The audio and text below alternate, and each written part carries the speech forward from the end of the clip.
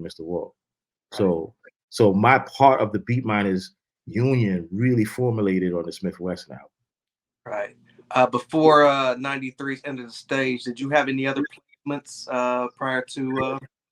No, End of the Stage was the beginning. And again, I shared ideas. I didn't produce the records. You know what I'm saying? Like, you have samples or you might have a loop and you starting to, like get your feet wet as far as, ideas for music production and, like, yo, here, use this record and sample it, or here, here's this loop I was working on for somebody else, but I'm not gonna use it. You know what I mean? And that's how I was a part of the Black Moon album, but most of the album was done by Ian Wall, and just me being a fly on the wall in the studio. You know what I mean, and contributing ideas because we had already started building a relationship. Right. Can you pinpoint? I'm sure you could. The ideas that you contribute to that album that we may not know. Sure, absolutely. Uh, for "I Got You Open," the original sample, which is a Jenya Ravens sample, it's a blues record. I like the idea because the bass line that I use, I filtered the bass line, and the idea was inspired by a song I had liked on one of Pete Rock and CL Smooth's albums. There was a song, I think, on the first album called "Can't Front on Me," and the bass line is similar. And it was like, so that record was so crazy. You know what I mean? Shout out to Pete Rock. And so I had the loop, and I was gonna give it to this artist from Brooklyn that I was working with at the time, and he was still getting people familiar with who he was, but he had no record deal, no nothing. And Walt heard it and was like, "Yo, let me rock with that." And then it got added to the Black Moon album once Walt put the rest of the beat together, put the Avalanche drums on it, and no, actually not Avalanche, excuse me, Iron Butterfly. I like to be specific because I want the fans to know I know what I'm talking about when it comes to the music. You know what I mean? Iron Butterfly, I Got Your Get Out My Life Woman was the drum beat. And we put that together with the horns, and the rest is history. I Got You Open. Very dope. You talked a little bit about getting with Still and Tech on The Shining. What was that Yeah. creative process like on that particular project? Yeah, like I was playing demos of ideas, just rough ideas in the studio in D&D back then in the 90s. We're talking like 94, 93 time frame. And by the time we were getting around to Smith and Wesson, Black Moon had already established itself with who got the props and the singles that people know. And Nervous was like, okay, who else is in the camp that y'all trying to push? So, at that time, Buckshot and Drew Hobb of Duckdown were like the forefathers of the foundation of that whole camp, the boot camp.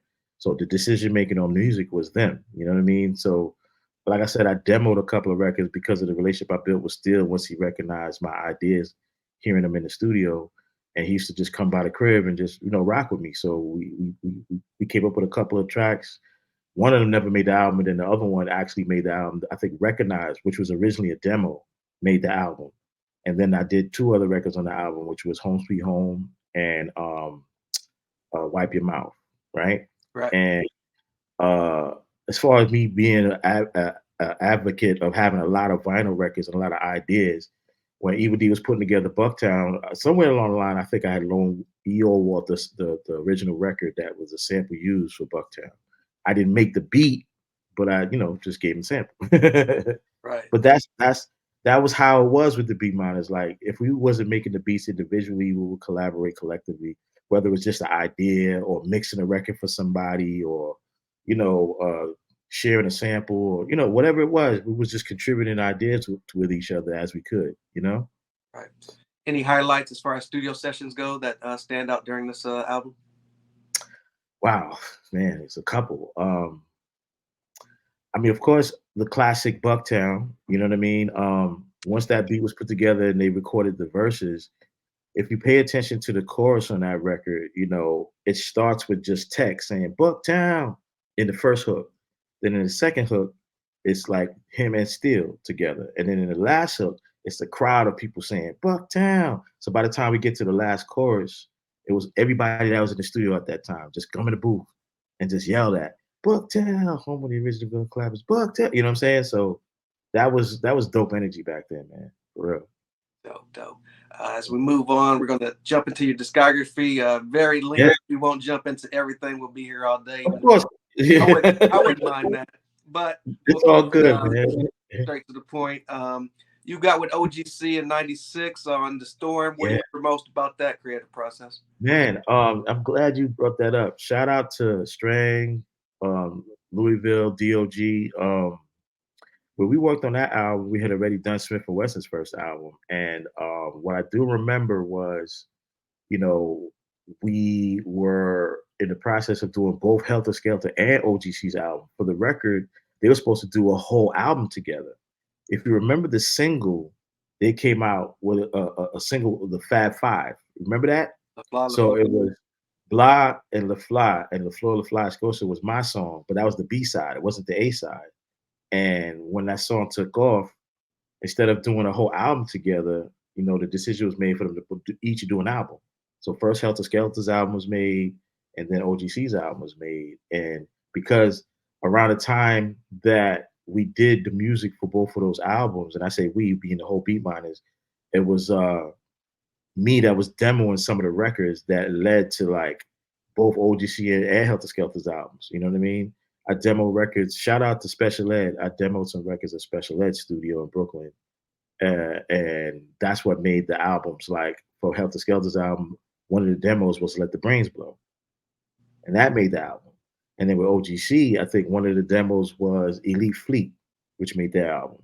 But then the rest of the music I did in the studio with them, hands on. And I feel like I could have done more on that first album, but it was like I didn't want to overshadow all of the work that was being done. Meaning that I did like 5 songs on the Health Skelter album, and then by the time we got to the OGC album, a lot of it was being done. So I was just satisfied with whatever I contributed at that point. You know what I mean? Right. It was a dope album. I feel like it could have got a little bit more light in terms of marketing, and they could have pushed a few more singles off the album, but it was a crazy time. It was a time when Biggie started taking off and so many other things was happening in the culture. You know what I mean? By the time they pushed OGC's album, it might have got overshadowed by some of the stuff that were other albums that was out in the market at the time. Right. We lost Sean P. A few years ago. Yeah, What do you remember most about working with early Ruck? man. Shout out to Ruck and Rock, but Ruck, aka Sean P. Like I'm blessed to say I'm one of the few producers who was a part of the beginning part of his career.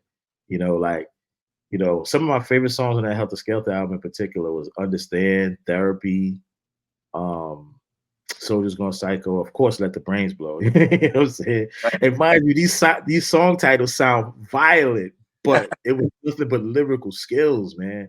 Something that was missing, like in the 90s, like they were just about the bars. It was just about the bars. Yeah, they were tough dudes because they from the street, but they was about the bars more than anything. You know what I'm saying? More than trying to make a hit record. It was all about really let people know they could rap. You know, as far as producing the records, I tried to use my vision in the creative space to like give them song ideas. That's why I loved how Therapy came out because it's like the whole song is created like they're having a conversation. Mm-hmm. It's not like they're rapping to the listener; they're rapping to each other in a conversation, talking about the ills of their life struggles and surviving in the streets of New York, coming from Brooklyn, being Decepticons, which we all know what that was for that era.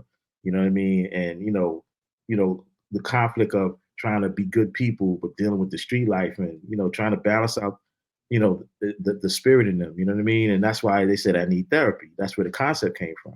And mind you, they came up with that. I gave them the beat, and the beat had a vibe to it.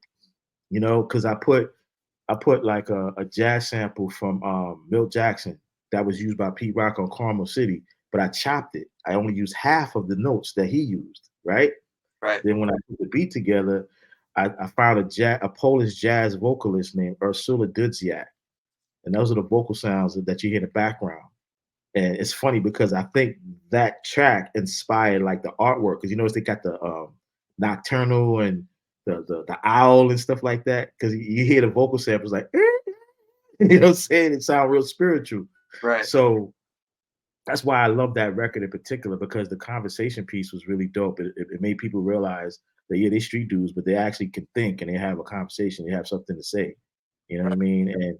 And then I was blessed to have Vinny and Mojica, who's done work with Tribe Called Quest and De La Soul that I met, and we caught a vibe, and she liked the track, and she jumped on the hook. You know what I mean? So for that time frame, I'm really proud of that record, regardless of how big it was. I was proud of the creativity of that record. You know? Very dope. Time for the collaborative project for the people. For this particular project, the sound is changing. I think they went more toward live instrumentation. Yeah. What do you remember most about that time in those conversations? Believe it or not, I set the tone for that because there's a record I did. I'm trying to remember the name of it.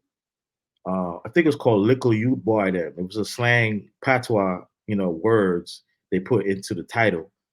I'm assuming Tech and Steel probably did that because they were more into Jamaican culture than most of the other artists out of the boot camp.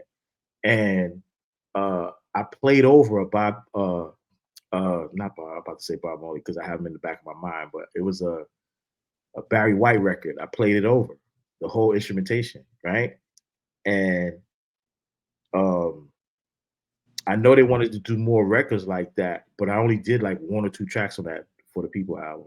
They did keep it though. I thought they were gonna pull it. You know what I'm saying? Because they're used to that raw hip hop sound, chop samples, heavy bass lines. And I was trying to grow creatively, even going back to like by the time I did the Cocoa Brothers album and a few other things, I was trying to grow musically with what I was trying to do as a producer. So by the time we got to that album, I was adding live instruments and things like that. There was a song I also did for Buckshot when they were doing one of the other Black Moon albums, and I played a track over it, and it had a nice groove that will remind you of Biggie's "One More Chance," but it wasn't a sample; it was played. And I had forgot the name of the producer. He's a composer. Played some of the keys on it, and Buckshot did the lead vocals, and we had Anthony Hamilton on the hook. The record was so crazy, so crazy. It was called "Only Just Us," "Only Us," right? Right. Then they put it out later. Dr. I put it out years later on one of their like bonus releases or whatever. But Hmm. it was originally made for one of the Black Moon albums. But they was like, "This is too commercial for us. The sound is too commercial. We need that hard boom bap type of sound." So I was like, okay, you know what I Right. mean? But yeah, so I feel like by the time they did the For the People album, they were trying to experiment more, because I was kind of setting the tone for that. Even though, like, as far as the Beat Miners camp, they didn't want to go that route, per se, Right. musically. Right. Right. I remember that